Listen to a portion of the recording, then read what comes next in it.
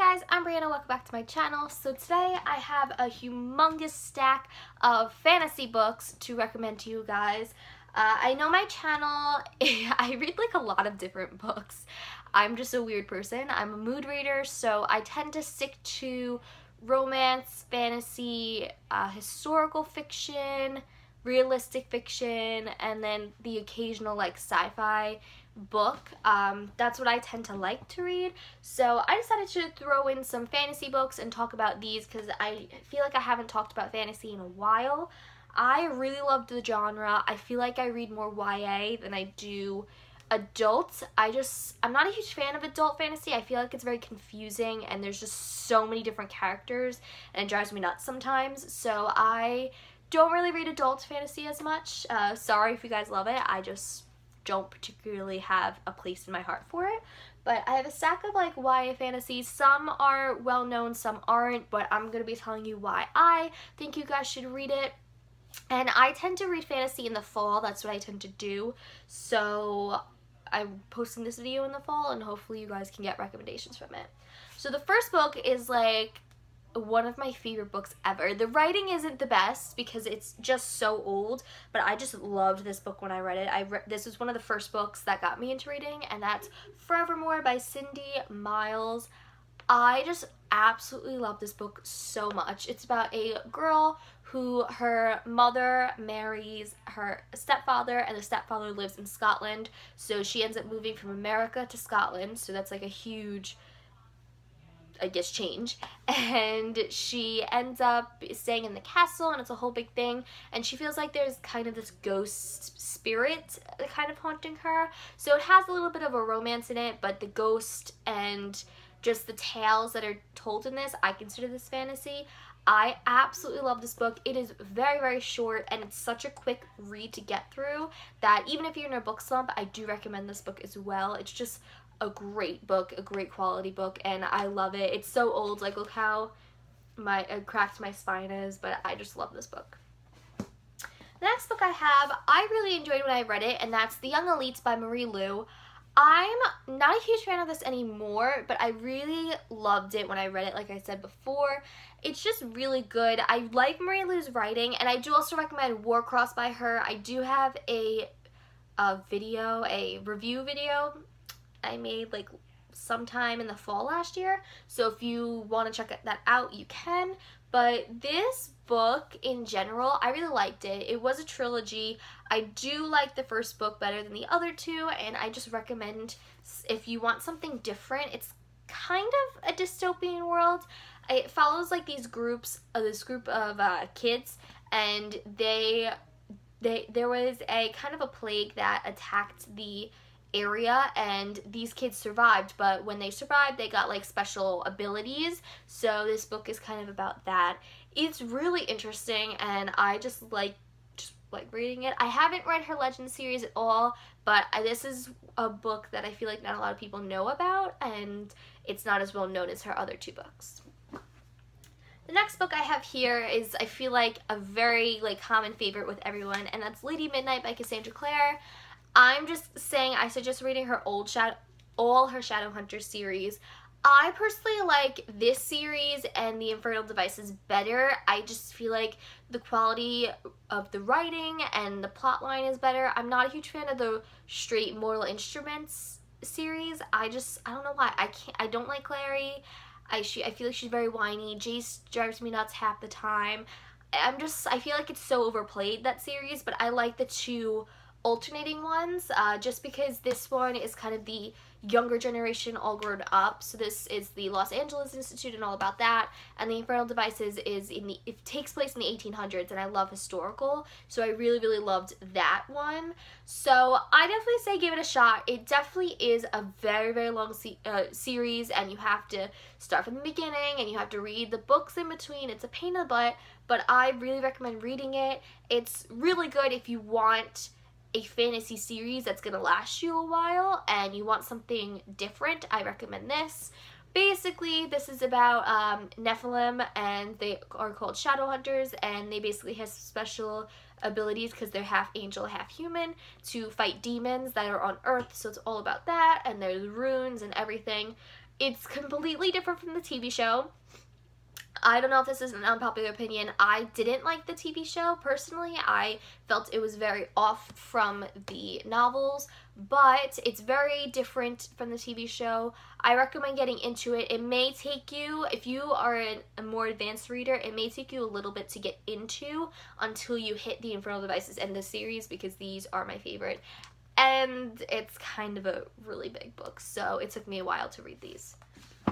The next book I have here is The Wicked Trilogy by Jennifer L. Armentrout. You know I have to throw my favorite author in my recommendations. I love this. This is more of a new adult, pushing on adult fantasy. I love it so much. It definitely has romance in it as well. And this series is optioned for a movie on Passionflix. It's starting production November 2018 and it's being released 2019. So I'm very, very excited for that.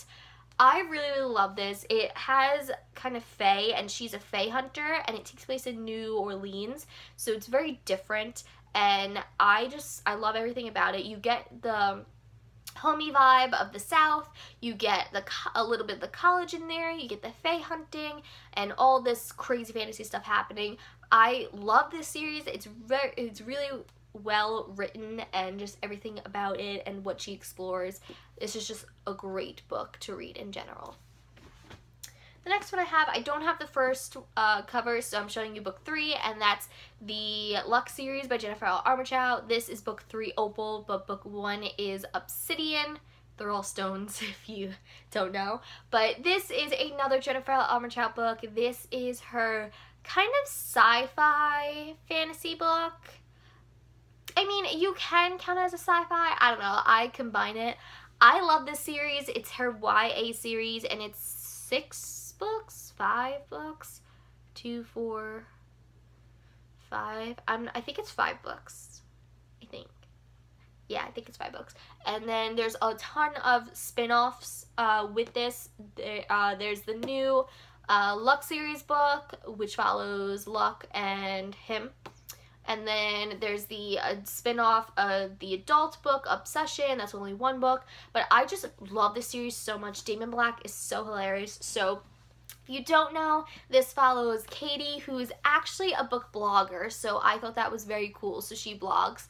And she moves from Florida to West Virginia, I think.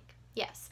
And she moves into this area, and her next door neighbor, they're twins. It's Damon and Dee, and she kind of is friends with them. I mean, it has high school involved with it as well. She's friends. She's friends with Dee, but she hates Damon. She thinks he's arrogant, and she doesn't like him at all. And it's like a whole big thing. And then she finds out they're aliens, and it's just really cool. I love this world. It's very detailed how she planned it out. I didn't expect half of the things that happened, and I really recommend reading this book. The next one I have is going to be a trilogy, and that's Caraval by Stephanie Garber. I really, really enjoyed this book when I read it, and I heard Legendary is even better. I'm trying to finish this book so I can get to Legendary, but what I may do is I may put it down, and then when I come home for my break from college, I may just pick this up and read the series. I really love it. It reminds me of American Horror Story Freak Show with less horror, if that makes sense. It's very like trickster-like. It's interesting. So it's about 2 sisters who their father's kind of abusive, and they end up running away to this carnival. And this carnival, Scarlet's sister disappears, and the whole point of the carnival is she's supposed to find her sister and kind of unravel the puzzles and everything. I really, really enjoyed this book when I read it, and it's just a great, different type of fantasy read, if that makes sense. It's very different than the normal dragons or, I don't know, like fae or stuff like that. It's just very different in terms of fantasy, and I really enjoyed it. The next recommendation shouldn't come as a surprise, and that's the A Court of Thorns and Roses series by Sarah J. Maas. It's a trilogy as of right now, and then it's being expanded upon, I believe, with 3 other books, but the next book's not coming out until 2020. I love this. It's a Beauty and the Beast retelling, and it's just so phenomenal. Her writing is just amazing, and it has Fae in it, and it's all about the world, and there's different courts, and I really recommend reading it. If you need a book, a different book, if you want to get out of a book slump, this is it. The next book I have, I didn't take the regular cover off, but that's The Cruel Prince by Holly Black. This is also awesome. Another fae book. I love fairies. I just really love them in literature. I think they do a really good job expressing them, the writers. But this is really good. It's very dark. It's different from Heart of Thorns and Roses because I feel like this is definitely darker. And this follows it follows a couple humans, and their parents are murdered, and they are taken from the human world into the fairy kingdom. And it's all about them being human in a fairy world, and all about the differences. But there's so much deception, and there's so many evil things happening in here. But I really, really loved this book. The next book I have is Dividing Eden by Joelle Charbonneau.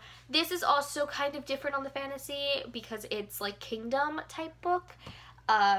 It's like one of the kingdom books. I really loved it. I know there's a second book already out. I haven't reread this or read the second book yet, but this follows 2 twins who their father dies, and they have to basically be in a competition to see who takes the throne.